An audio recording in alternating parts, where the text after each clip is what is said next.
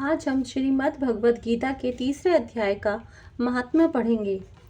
श्री भगवान कहते हैं, प्रिय जन स्थान में एक जड़ नामक ब्राह्मण था जो कौशिक वंश में उत्पन्न हुआ था। उसने अपना जातीय धर्म छोड़कर बनिए की वृत्ति में मन लगाया। उसे पराई स्त्रियों के साथ व्यभिचार करने का व्यसन पड़ गया था।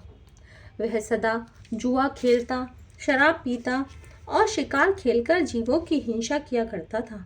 इसी प्रकार उसका समय बीतता था।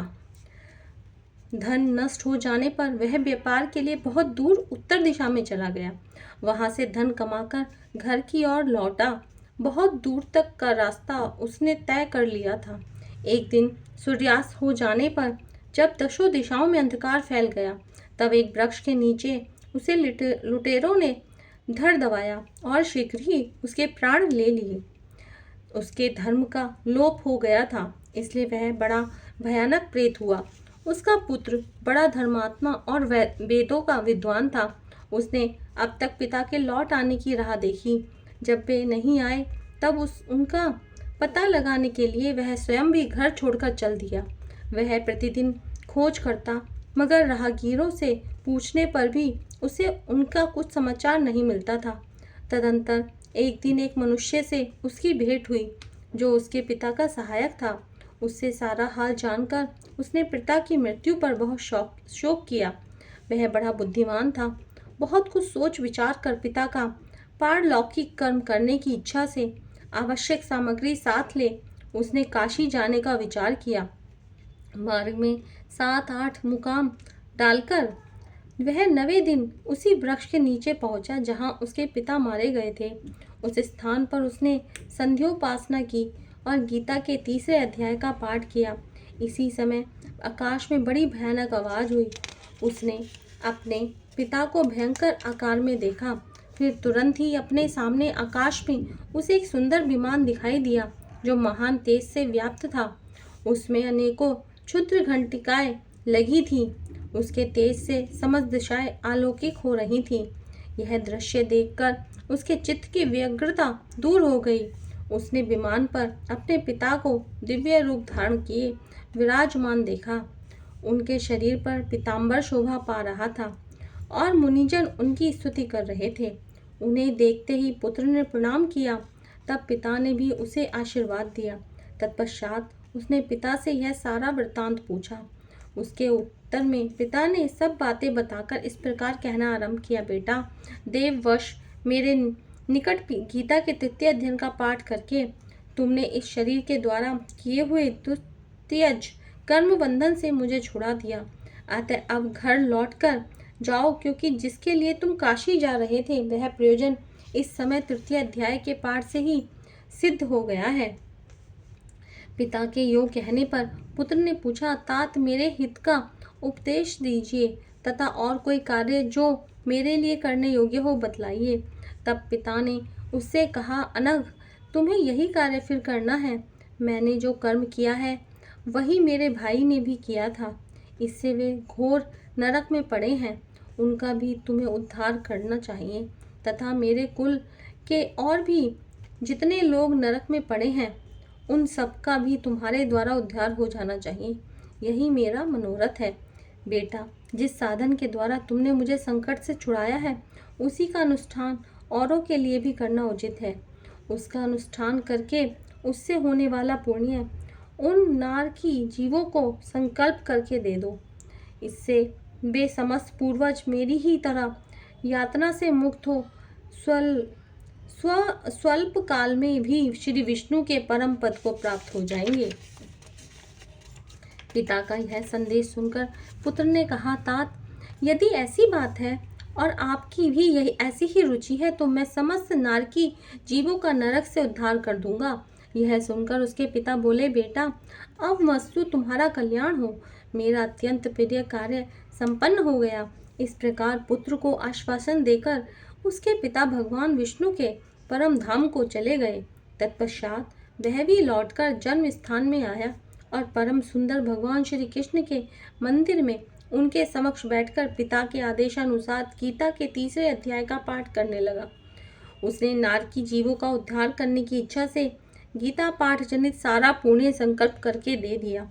इसी बीच में भगवान विष्णु के दूत यातना भोगने वाले नारकी जीवों को छुड़ाने के लिए यमराज के पास गए।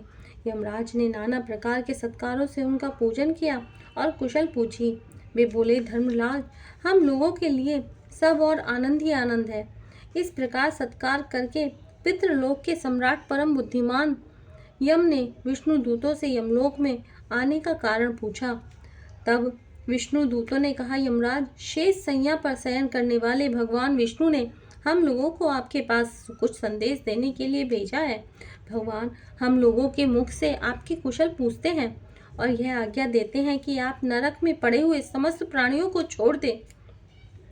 अमित तेजस्वी भगवान विष्णु का यह आदेश सुनकर यम ने मस्तक झुकाकर उसे स्वीकार किया और मन ही मन कुछ सोचा। तत्पश्चात मदोन्मत्त नारकी जीवों को नरक से मुक्त देखकर उसके साथ ही वे भगवान विष्णु के पास वास स्थान को चले। यमराज श्रेष्ठ विमान के द्वारा यहाँ क्षीर सागर है, वहाँ जा पहुँचे।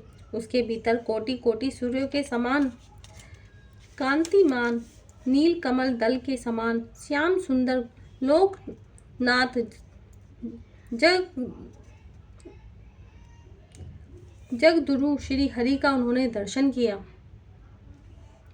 भगवान का तेज उनकी सैया बने हुए शेषनाग के फणों की मणियों के प्रकाश से दूना हो रहा था। वे आनंद युक्त दिखाई दे रहे थे। उनका हृदय प्रसन्नता से परिपूर्ण था। भगवती लक्ष्मी अपनी सरल चित्तवन से प्रेम पूर्वक उन्हें बार बार निहार रही थी। चारों ओर योगी जन भगवान की सेवा में खड़े थे। उन योगियों की आंखों के तारे ध्यानस्थ होने कारण निश्चय प्रतीत होते थे। देवराज इंद्र अपने विरोधियों को परास्त करने के उद्देश्य से भगवान की स्तुति कर रहे थे। ब्रह्मा जी के मुख से निकले हुए वेदांत वाक्य मूर्तिवान होकर भगवान के गुणों का ज्ञान कर रहे थे। भगवान पूर्णतः संतुष्ट होने के साथ ही समस्त योनियों की ओर से उदासीन प्रतीत होते थे। जीवों में से उन्होंने योग साधन के द्वारा अधिक पुण्य संचय किया था। उन सबको एक ही साथ वे कृपा दृष्टि से निहार रहे थे। भगवान अपने स्वरूप भूत अखिल चराचर जगत को आनंद पूर्ण दृष्टि से आमोदित कर रहे थे। शेषनाग की प्रभा से उद्भाषित एवं सर्वत्र व्यापक दिव्य विग्रह धारण किए नील कमल के सदृश श्याम वर्ण वाले श्री हरि ऐसे जान पड़ते थे मानो चांदनी से घिरा हुआ आकाश सुशोभित हो रहा हो। इस प्रकार भगवान की झांकी करके यमराज अपनी विशाल बुद्धि के द्वारा उनकी स्तुति करने लगे। यमराज बोले, संपूर्ण जगत का निर्माण करने वाले परमेश्वर, आपका अंतःकरण अत्यंत निर्मल है। आपके मुख से ही वेदों का प्रादुर्भाव हुआ है। आप ही विश्व स्वरूप और इसके विधायक ब्रह्म हैं। आपको नमस्कार है। अपने बल और वेग के कारण जो अत्यंत दुर्धर्ष प्रतीत होते हैं, ऐसे दानवेंद्रों का अभिमान चूर्ण करने वाले भगवान विष्णु को नमस्कार है। पालन के समय सत्व में शरीर धारण करने वाले विश्व के आधारभूत सर्वव्यापी श्री हरि को नमस्कार है। समस्त देहधारियों की पातक राशि को दूर करने वाले परमात्मा को प्रणाम है। जिनके ललाटवर्ती नेत्र के तनिक सा खुलने पर भी आग की लपटें निकलने लगती हैं, उन रुद्र रूपधारी आप परमेश्वर को नमस्कार है। आप संपूर्ण विश्व के गुरु, आत्मा और महेश्वर हैं।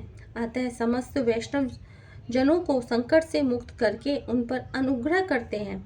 आप माया से विस्तार को प्राप्त हुए अखिल विश्व में व्याप्त होकर भी कभी माया अथवा उससे उत्पन्न होने वाले गुणों से मोहित नहीं होते।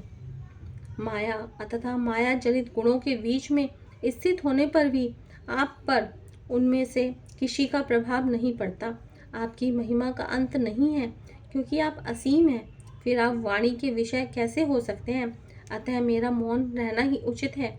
इस प्रकार स्तुति करके यमराज के हाथ जोड़कर कहा, जगदुरो, आपके आदेश से इन जीवों को गुण रहित होने पर भी मैंने छोड़ दिया है। अब मेरे योग्य और जो कार्य हो उसे बताइए। उनके योग कहने पर भगवान मधुसूदन मेघ के समान गंभीर वाणी द्वारा मानो अमृत से सींचते हुए बोले, धर्मराज, तुम सबके प्रति समान भाव रखते हो, लोगों का पाप के उद्धार कर रहे हो। तुम पर देहधारियों का भार रखकर मैं निश्चिंत हूँ। अतः तुम अपना काम करो और अपने लोक को लौट जाओ। यूँ कहकर भगवान अंतर्ध्यान हो गए। यमराज भी अपनी पुरी को लौट आए। तब वह ब्राह्मण अपनी जाति के और समस्त नारकी जीवों का नरक के से उद्धार करके स्वयं भी श्रेष्ठ विमान द्वारा श्री विष्णु धाम को चला गया। बोलो श्री नारायण भगवान की जय। जय जय नारायण नारायण।